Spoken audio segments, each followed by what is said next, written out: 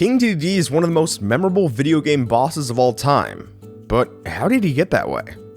First appearing in the series opener, Kirby's Dreamland, he's maintained a reasonably consistent moveset and formula ever since.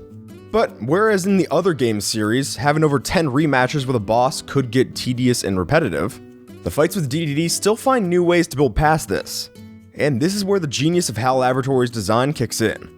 So today, let's take a look at how King Dedede's story evolution makes him memorable, despite having similar moves. Hey all you star allies, I'm Skip the Tutorial, and this is Boss Battle Breakdown, a deep dive into the ins and outs of boss design. And hey, if this is your first time here, make sure to clobber that there subscribe button for weekly insights into your favorite boss fights. Starting off, let's zone in on how exactly his moveset has been treated across the series. Playing through the games, it's easy to notice that a large part of his fighting style circles back to his first ever moves. So if you pick up and start playing a Kirby title, rest assured that he's going to be doing running head slides, swiping his hammer, breathing in to swallow you whole, and his classic jump up and slam down technique. This formula, if you will, can then be built upon through subtle tweaks without ruining the iconic flow of one of the fights. For example, in the DS's Squeak Squad, this pattern receives some juice as a new summoning attack is added to the regular mix, allowing for a Parasol Waddle Dee to come to serve the king. Or if we focus in on his jump up and slam down technique, also known as Up B from Smash Bros, we can see how the games build upon this simple execution to make some more complex difficulty. In Star Allies, instead of his typical one and done jump, he'll chain together 3 leaps, since it will increase his chances of weakening the party. That's an important note to hit on here. Rarely will these moves be tweaked in any way that ruins the memorable pattern that's stood for decades, but they will shift just the right amount to better encompass a particular game's themes. Through this, HAL can have the king utilize virtually the same battle strategy, but play around with certain elements that make each fight feel so significant. And also worth noting here, is that this makes sure that every time they do break their own formula, it hits that much harder. It's the reason we freaked out about Buff Dedede and Star Allies, and why the design of Mass Dedede can still be so striking. Neither of those fights really play like how we can expect a King Dedede fight to play out, but they still fit our connection to the character. The rest of the games establish something so familiar with their consistencies in their design, that when we get one of these Dedede fights that breaks the convention, it really flips the script. Ultimately, this makes the whole thing a lot more interesting, and develops him into a much more lovable character because of it. But hey, if we're going to talk about how King Dedede was such a memorable character, we need to study his ever-improving roles in the series narrative. If we take a look at the inaugural title, he seems to meet the basic criteria for a villain in a cute and cartoony platformer. The plot centers around the big baddie stealing all the food in Dreamland and selfishly hoards it to itself. Okay, maybe it's not winning an Oscar for storytelling anytime soon, but it's simplistic and charming enough to work. So you finish him off with a final blow and send him flying out of his castle, clean and easy. After this first game, however, his whole place in the series takes a complete shift. Kirby's adventure and its later GBA remake in Nightmare in Dreamland have Dedede destroying the fabled Star Rod, rendering the mythical fountain useless. Despite this, taking down the foe only reveals his ulterior motive. He wasn't trying to control the fountain, but rather to prevent the rise of Nightmare, an even greater evil.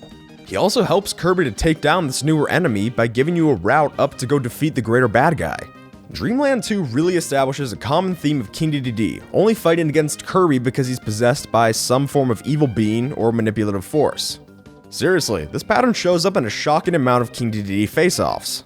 Actually, go ahead and make a guess on how many times you think he appears possessed in some way, shape, or form in the series down below. I know I wasn't expecting the number to be this high. Alright, so in Dreamland 2, he's controlled by dark matter and used as a sleeping puppet the whole match. Dreamland 3 and the N64's Crystal Shards both show him becoming some form of disturbing stomach-mouth version of himself. Really, it's kinda creepy.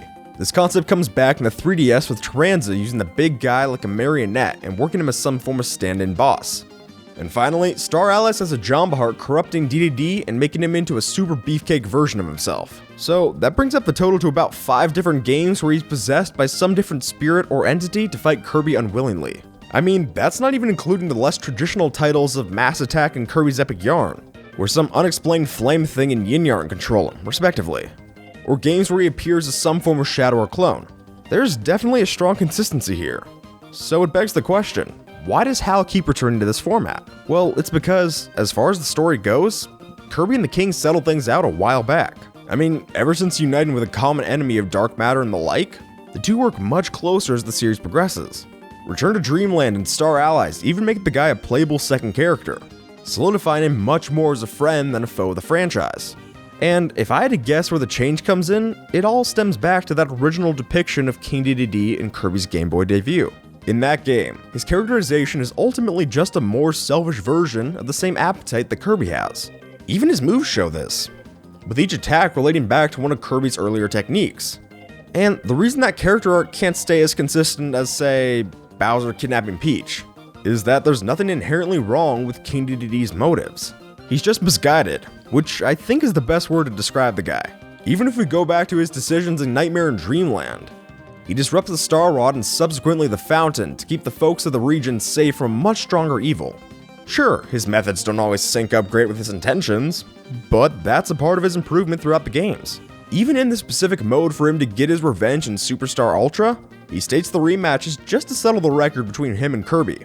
This is a character that hoarded all of the food in Dreamland for his own selfish purposes, now willing to sport you a hammer for a clean fight, and later go so far as to help you on your quest. And if you ask me, that's the reason why the more recent games seem to be distancing Dedede from the greater villain as much as possible.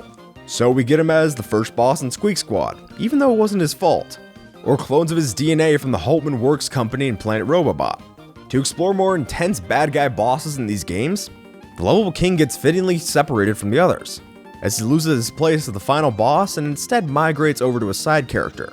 And really, that's what I would say makes the character's arc with the series so great. How he's been able to gravitate away from the more standardized villain spotlight, yet still stay relevant within the greater Kirby story. So I, for one, am all for the direction this big penguin goofball's been taking.